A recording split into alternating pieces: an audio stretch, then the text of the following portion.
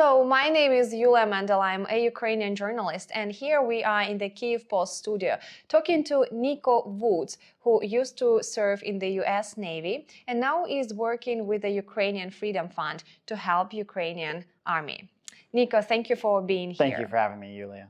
This is quite important and interesting to learn from your experience what is happening actually in the battleground and how you would assess different events in Ukraine these days. One of the most interesting events of this war was actually connected to the Navy. There was this battle of narratives even for the event. It was the missile cruiser Moskva or Moscow, right, that actually sank, and Ukrainian side makes statements that Ukrainian army hit this cruiser with the missiles Neptune, and Russians tried to hide this. If it's a victory of Ukraine, they of course trying to hide this, saying that there was ammunition detonation. But that was a big thing because I know that American media was talking about this a lot, European media, like literally a lot of media around the world in Ukraine and in Russia were talking about this.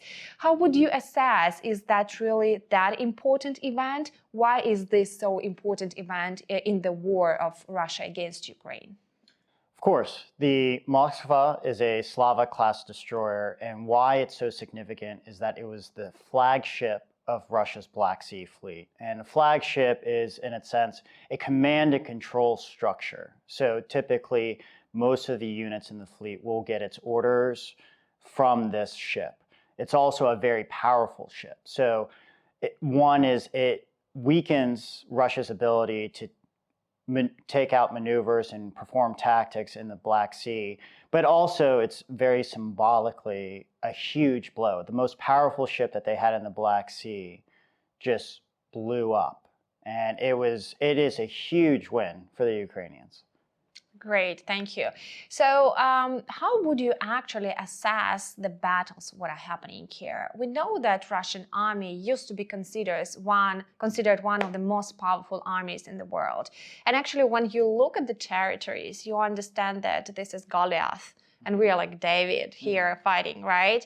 But we see some bravery of Ukrainian people that this hugest army, we say orcs, could not actually defeat. What would you say?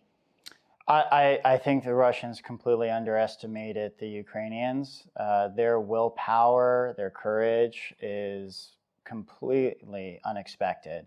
And it is what is continuing to drive the Russians back further east. I mean, the complete withdrawal of Russian forces from the Kyiv Oblast is a testament to the strength of the Ukrainians, who really did not allow Russians to encroach into Kyiv, which was their main objective.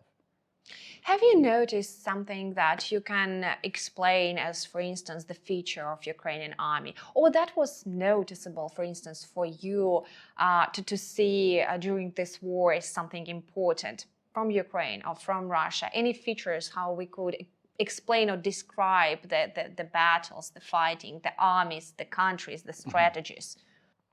I think the one thing that really stood out to me with the Ukrainians was the willingness to adapt to the situation and to go behind enemy lines in small person teams to conduct strikes with the equipment that they've been supplied by the West, so the javelins.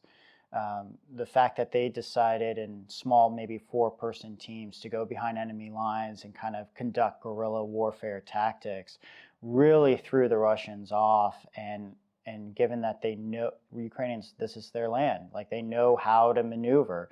And so the fact that they were able to provide these quick yet targeted attacks repeatedly, I think just was so effective that Russians weren't able to really adapt to that. Thank you. What about you? Where did you spend these first months of war? So I was initially in Kyiv for the first week or so, trying to help out where I can, mainly with evacuations. And then as I saw the need to coordinate, as I saw one of the main things that needed help was the humanitarian supply chain. A lot of people want to help Ukraine, but unfortunately, many were not willing to go inside Ukraine. So I relocated to Lviv, and so I was a focal point in trying to coordinate that aid that was coming into Ukraine and then helping distribute it to where it was needed. Because my concern was, and what I've seen over time, is that a lot of the aid ends up piling up in Western Ukraine because there's a disconnect.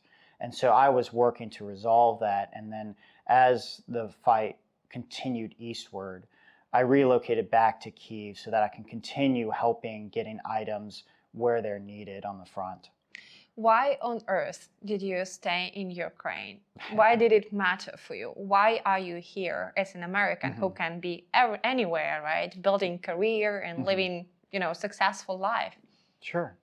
For that, I look back on the reason why I joined my country's military. I believe in the ideals that the U.S. represent, ensuring freedom and democracy around the world. And when Russia began this unprovoked, unjust war, I just looked around and saw that there's 35 million Ukrainians that don't have anywhere to go. This is their home. And yes, while I may have the ability to leave, they don't. And so I felt that, well, maybe with my military experience, maybe with my business experience, I can find some way to be helpful in any way that I could. And so I did find something within the humanitarian supply chain. And I'm, at the end of the day, if I can just help one Ukrainian, that's good enough for me, because I just don't think it's right what Russia is doing. And I don't think, if I have a say, I don't think they should get away with it. Is there anything that you appreciate in the people of Ukraine? I am honestly surprised almost daily by the strength and the will of the Ukrainian people. For example, when I started deliveries out from Lviv, I met a Ukrainian who moved from Brussels, Bogdan. He had a job, he had a life in Brussels.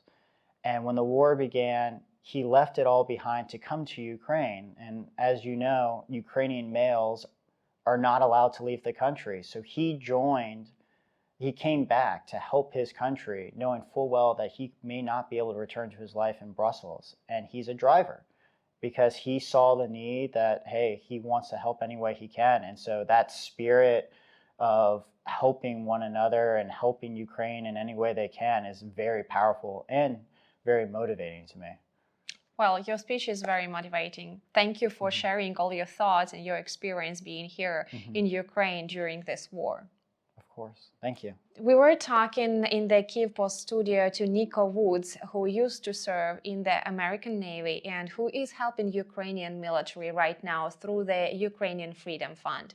Thank you for being with us.